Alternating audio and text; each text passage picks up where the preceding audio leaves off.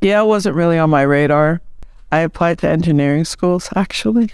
We were told by our dad, who was an engineering major, who I think actually now I realize science is extremely creative. But at the time, I didn't think of it that way because it wasn't how I thought. But he said, you will be chemical engineering majors. I didn't major in theater at Yale. I wanted to.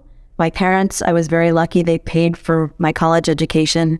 They said, as long as we're paying for this, you're not majoring in theater. I majored in psychology. I took a lot of English classes. And as I explained to people afterwards, psychology plus English kind of equals theater.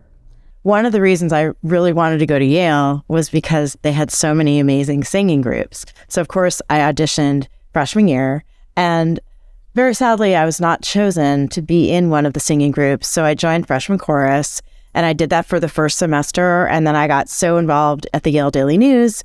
And of course I didn't have time really to do anything else. Freshman year, the first night I was there, watching Red Hot and Blue file in to Branford Dining Hall and sing Scotch and Soda is still a moment that's vividly etched in my brain. And all I wanted to do was that. The moment when I was at the Yale Dramat, actually, freshman year, if I recall, and there was a undergraduate production of West Side Story. And I remember thinking, you can do this? Someone can write this? This is it. This is it. I had intended to be a political science major. I thought I would change the world somehow that way. I sat in on one class in shopping period and realized, I'm out of here. This is not for me. When I entered Yale, I was pre-med, and I thought I wanted to be a doctor, although, looking back on how freshman year went and I changed my mind, I also realized that I don't like blood. I ended up being American Studies literature major, and I'm a really slow reader, so that was kind of illogical. But I liked literature so much because I learned so much about myself. So the same thing happens with art. My biggest regret, I will confess to you, in my photographic life, is that I never got into Tom Broma's photography class. Perhaps if I had, I would have been a professional photographer as opposed to a amateur photographer. I remember having like this major crisis sophomore year in college when I thought I was going to major in international relations, and I realized I wanted to major in art history. And then I had this crisis because I was like, how is that useful? Yale definitely played a part. I mean, I mean, we all bow to the God that's Vincent Scully, but that was a great class. And anything that teaches you how to research and how to write, but really how to look and how to be able to describe what you see and articulate it and have the vocabulary to do that was extremely useful. But I didn't really think of screenwriting as something that I could do. And I certainly didn't think of directing. Because, especially for our generation, directors were mostly men. But going to Yale, I saw women doing everything. And I saw people there was one guy that was taking filmmaking classes that was in my entryway. And I was like, oh, he's writing a screenplay. Oh, wait, people do that. I could do that. Yale was all about creativity. If you went to Yale, you could try anything. I didn't have a lot of outlets for that, for acting, for theater growing up. And so when I got to college, that was, I just dove in. I had not a huge idea of how to do things. I just really knew that I wanted to do it. Having 4 years at Yale where, every residential college has a dramat meant that I could do 3 to 4 plays a semester. So I got in my 10,000 hours without even planning to. Yale is a culture. Oh my God. So many incredible, powerful, wonderful, creative people in all endeavors. Even if we just look at the ones just in the creative endeavors, and they were all there in those few square miles. I think even to this day, the reason that I feel like I can do something like kickstart a tarot card deck really comes from having been around a place where you can say, put on a show, and somebody else can say, yeah, let's put on a show. I learned to perform in front of my peers, which I think is the hardest thing to do. Yale was the place where I had my first real band.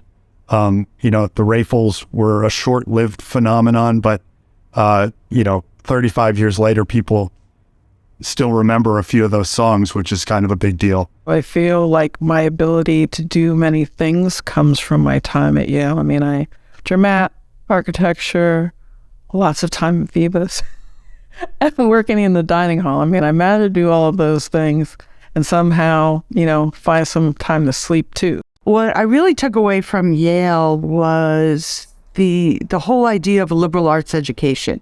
And I really had no idea what that meant when I entered Yale. It really kind of opened my eyes in terms of different ways of thinking, different ways of interacting, different cultures. I arrived to Yale and was taken by not just the rich offerings of the coursework and the exceptional professors, but of course my incredible classmates and those long brunches on a Sunday afternoon or late into the night discussing all sorts of topics with my classmates and learning from one another and learning that our perspective on a particular topic is not the only one. Yale played a big part in my becoming a writer and in doing the kind of research I do for these books I'm writing right now.